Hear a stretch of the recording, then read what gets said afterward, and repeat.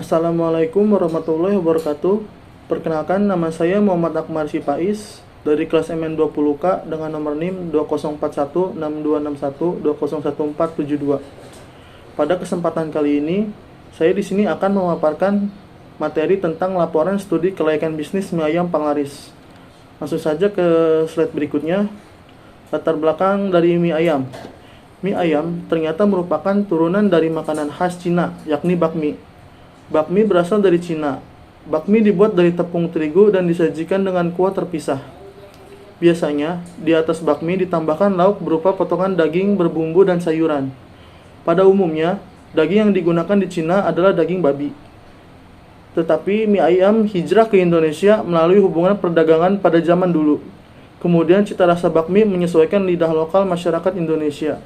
Dalam perkembangannya, daging babi diganti dengan daging ayam yang disebut semur kecap. Hal itu dikarenakan pada saat itu kerajaan kuno Nusantara mayoritas adalah kerajaan Islam. Kendati mie ayam berasal dari Cina, tetapi menu ini tidak bisa ditemukan di sana. Mie ayam ini bisa dikatakan sudah menjadi kuliner Indonesia. Di Cina, di daerah Guangdong dan Fujian, ada menu mie ayam, tetapi wujud dan cita rasanya sangat berbeda. Varian rasa mie ayam juga semakin kaya, tapi juga sudah melekat di kawasan Wonogiri. Jika sudah membicarakan mie ayam di Indonesia, di daerah tersebut mie ayam adalah menu sehari-hari warga dan banyak dijajakan dalam bentuk gerobak. Slide berikutnya ada profil mie ayam Panglaris. Mie ayam Panglaris merupakan usaha kuliner yang menjual aneka ragam jenis mie ayam. Usaha kuliner ini berlokasi di Jalan Otista, Karawang Wetan, Kecamatan Karawang Timur, Kabupaten Karawang, Jawa Barat dengan kode pos 41312. Mie ayam Panglaris buka setiap hari dari pukul 9 pagi hingga pukul 7 malam. Selanjutnya ada metodologi. Metode yang digunakan dalam studi ini adalah dengan metode analisis kualitatif dan kuantitatif. Kualitatif dilaksanakan dalam observasi lapangan seperti mencari tahu mengenai calon lokasi cabang, mencari tahu mengenai lokasi supplier bahan baku, mengamati secara langsung keramaian di sekitar calon lokasi, mendatangi perangkat lingkungan, dan mempelajari alur proses perizinan. Misalnya, dan yang tidak kalah penting telah lama dilakukan baik secara langsung maupun tidak langsung merangkum hasil. Berikutnya, hasil kajian teori. Aspek legal. Analisis aspek hukum ini dimaksudkan untuk mengetahui apakah suatu usaha diyakini layak dilihat dari sisi legalitasnya. Usaha mie ayam Panglaris ini termasuk dalam jenis usaha mikro kecil dan menengah. Usaha ini juga termasuk dalam bentuk usaha perseorangan yang seluruh modalnya ditanggung oleh pemilik usaha. Dalam hal ini, pemilik usaha juga merupakan pimpinan struktural dalam usaha mie ayam Panglaris ini. Usaha mie ayam Panglaris ini termasuk dalam jenis usaha kecil yang memiliki kriteria berupa kekayaan bersih antara 50 juta sampai 500 juta dan memiliki hasil penjualan tahunan antara 300 juta sampai 2 miliar 500 juta. Bidang usaha yang dilakukan yaitu bergerak pada bidang kuliner. Usaha mie ayam Panglaris sudah memiliki legalitas dari sisi hukum. Berdasarkan hasil di atas, maka usaha ini tidak memiliki risiko pada aspek hukum karena belum memiliki surat izin usaha. Selanjutnya ada aspek pasar. Bentuk pasar produsen dari usaha mie ayam Panglaris ini memungkinkan siapa saja untuk menjalankan usaha selama memiliki kemampuan dan tidak ada hambatan yang berarti untuk menjalankannya. Produk yang dihasilkan relatif sama dengan para pesaingnya, hanya dibedakan dari inovasi dan variasi produk pelengkapnya saja. Usaha mie ayam Panglaris melakukan penetapan harga dengan pertimbangan pada harga pesaing dan harga bahan baku.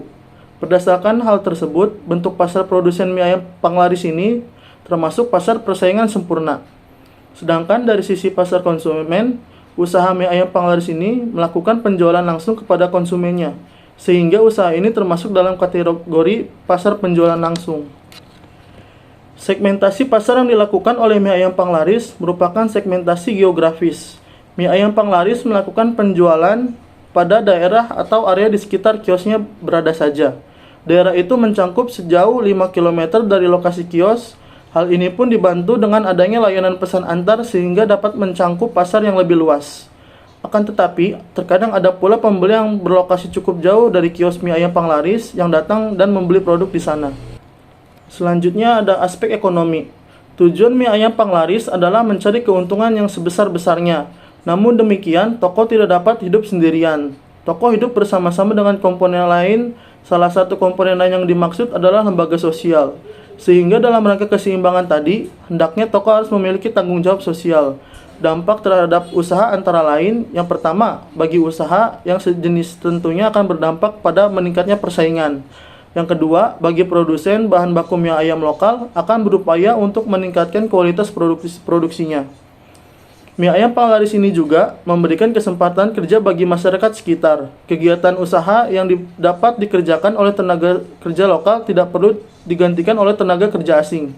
Menggunakan sumber daya lokal misalnya bahan baku, komponen bahan baku produk lokal jika dimanfaatkan dengan catatan kualitas cukup layak sesuai standar untuk proses penjualannya.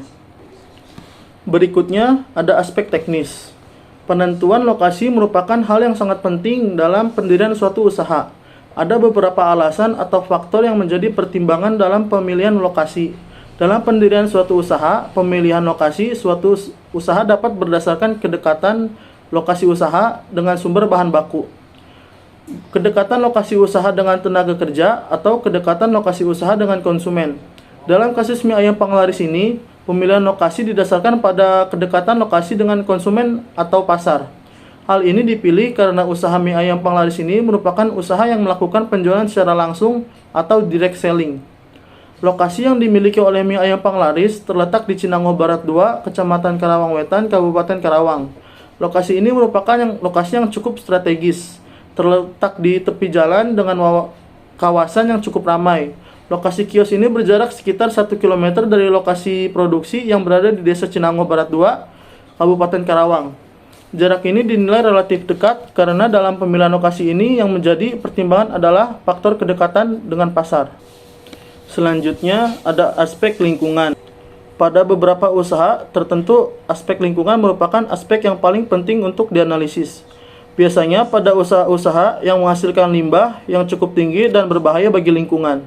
Pada usaha mie ayam panglaris, limbah yang dihasilkan merupakan limbah sisa dari proses produksi dan limbah dari proses penjualan. Usaha ini tidak menghasilkan limbah berbahaya seperti bahan kimia dan lain-lain. Limbah yang dihasilkan serupa dengan limbah rumah tangga pada umumnya. Limbah yang dihasilkan dari pembersihan dan pengolahan bahan dibuang melalui saluran pembuangan yang tersedia.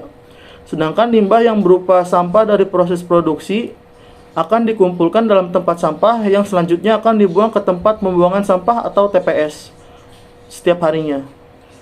Berikutnya ada aspek finansial. Sumber dana yang digunakan oleh warung mie ayam panglaris adalah dana pribadi.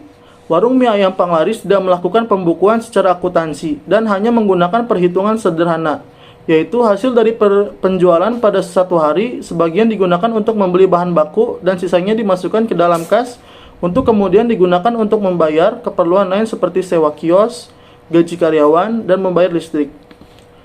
Warung mie ayam panglaris tidak menggunakan dana yang berasal dari pinjaman manapun. Dana yang digunakan adalah murni milik pribadi. Biaya yang digunakan oleh mie ayam panglaris pada modal awal adalah sebesar 14 juta dan setelah direlokasi dana yang digunakan adalah sebesar 50 juta untuk keperluan membeli peralatan dan perlengkapan.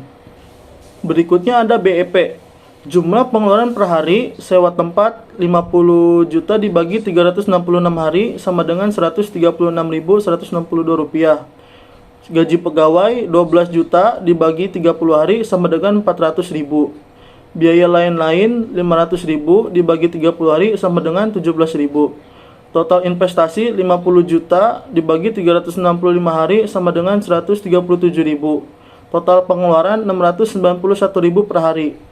Maka untuk BEP-nya, laba per mangkok sama dengan harga jual dikurang harga produksi sama dengan 10.000 dibagi 3.600 sama dengan 6.400.